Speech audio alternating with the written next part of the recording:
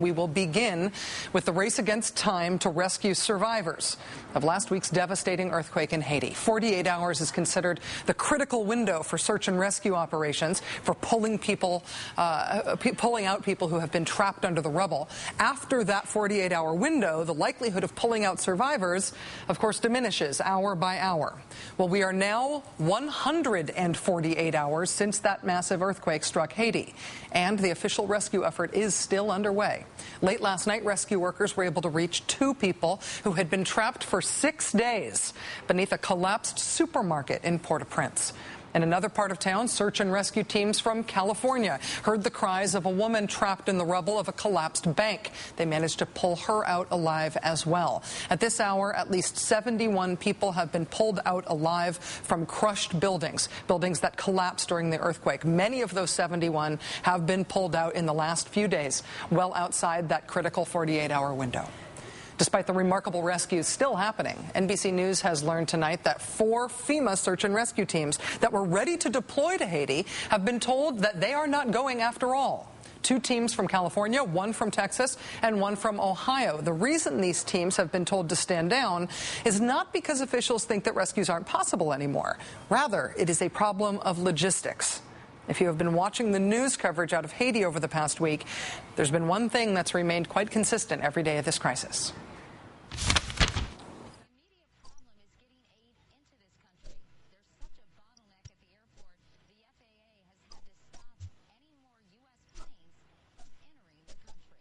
You know, there's a bottleneck in the skies over Port-au-Prince trying to get the planes to land. There's a lot of planes trying to land. One of the biggest problems is the bottleneck of aid here at the airport. They can get some supplies in. The challenge is then getting it out to the people. Once on the ground, there's a bottleneck.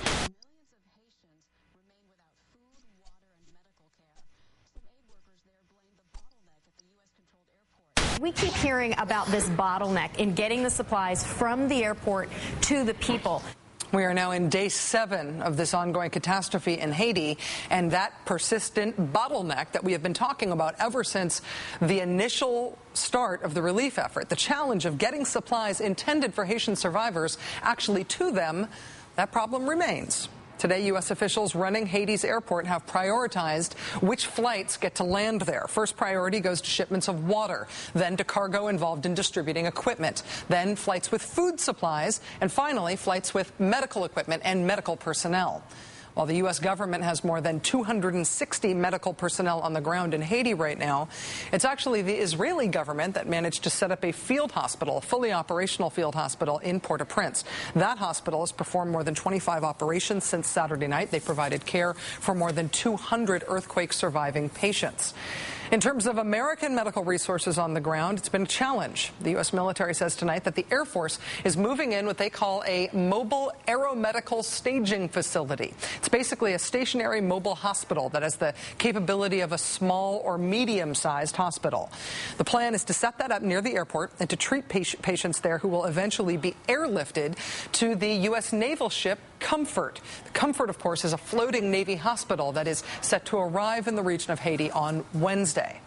The reality of the situation is that American medical assets are still on their way to Haiti on this day 7, at a time when there is a desperate need for care on the ground right now.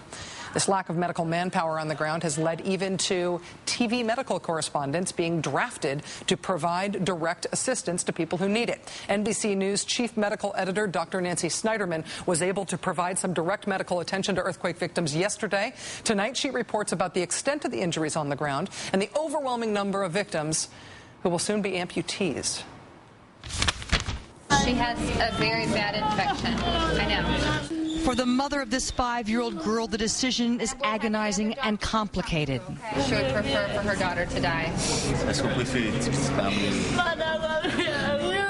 any other family here? Does she have any? Come here. Hold her hand. Hold her hand.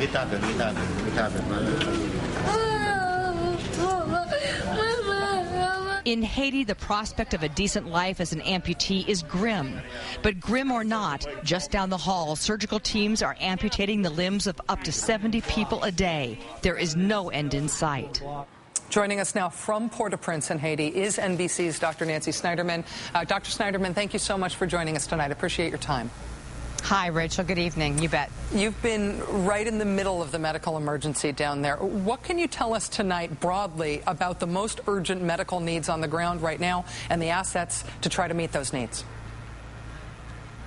I think most of us have been taken aback, all the surgeons I've spoken to since I've been here, thinking that we would have seen the window for our needs sort of come and gone. It would have happened in the first 72 hours. And in fact, today, I think we all felt that, in fact, things are getting worse. The people who died have died. The people who had minimal wounds have walked away. But what everyone's seeing now are the crush injuries, the broken bones, the open wounds, and because there are no antibiotics, those limbs are now infected. And when gangrene sets in and limbs are so infected that they are useless, you have a choice as a surgeon to amputate an arm or leg or save a life, and that's the grim reality. There is an urgent call right now for orthopedic surgeons and for nurses, obviously for medical supplies, but boy, what they need right now are hands on board, people who know how to operate. Have you been promised that antibiotics will be arriving? Those are among the assets that we keep hearing are being directed to Haiti. Some of those assets we know aren't getting there because of this now legendary bottleneck in getting things to where they need to be. But have you at least been promised that antibiotics are on their way? The promises have been big, Rachel, and until last night, we were sleeping on the tarmac of the airport. We saw wide-bodied aircraft coming in every 15 minutes and lots of supplies coming off. That's the good news. The bad news is there's just no infrastructure. On a good day, the Haitian government was rather, incompetent. Now it's fractured. There are roads that don't work. There are Haitian police who, frankly, are very little help. There are aid workers who are cut off. Phone service is poor, BlackBerry service is poor. So things are trickling into places, but usually by word of mouth. It's going to be days, I think, before we start to see the centralized push globally and the things that are being delivered here really getting to the places that need it. The Israelis, as you mentioned, are the exception to the rule. We watched as their 747 landed at the airport and they unloaded mass units complete with everything. ORs with teams, equipment, just as you would expect the Israelis to do. They came here complete, ready, fortified, and able to work. And Americans right now would love to hear that we were also matching that in terms of what we were able to provide. And we've heard that the naval ship Comfort should be there by Wednesday. We've heard that they're able to do offshore work at the Carl Vinson. We've heard that there are hundreds of American medical staff there. But what you're saying is that the American assets haven't been organized in such a way that they could make an immediate impact? The organization is terribly different. I mean, the Israelis came in a more concentrated group, not as big as the U.S. forces, and really came prepared to have operating rooms that could be set up overnight and they could start doing surgery. I must tell you that the armed forces we've seen have done a yeoman's job. They have hit the ground running, but it's a small force relatively to be peacekeepers, deliver water, humanitarian aid, set up operating rooms, supply ORs, surgeons and nurses. It's a very different kind of structure. Now, the good news is I have met physicians and nurses from probably 30 different countries over the last 24 hours, but they are making it here on their own. They're arriving in Miami. They're hitching rides. They're landing. They're not sure where to go. They're arriving on the front doors of clinics and saying, "Can I help?" And the minute they ask that question, they're put to work with very little rest. And that, I think, is the critical problem right now. It's a massive effort, but it's not coordinated. People meaning well, doing well, but no centralized command here to really make sure that all the entities are communicating.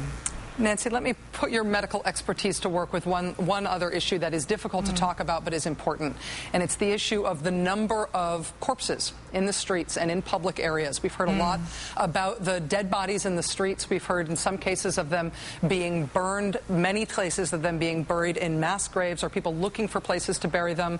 What are the medical implications of live people and injured people alongside corpses? I know there's been a lot of misinformation about this. So, this is going to be more graphic than I'm sure some people want to hear, but I'll lay it out for you. A body in this heat has about 72 hours before it starts to bloat and decompose. For the bodies that are trapped in the rubble, for those people who are able to get out, it's one story. For those who are dead, there are rats in this city, and they are eating the corpses. Now, as gruesome as that is, it benefits the health issues here because, one, it gets rid of the rotting flesh, and the other good thing is there hasn't been any rain here. The other thing is that right now there's a water shortage, so you don't have the contamination of rotting bodies, a water source, and then fecal contamination. That's what we've seen in other refugee camps when I've covered other crises.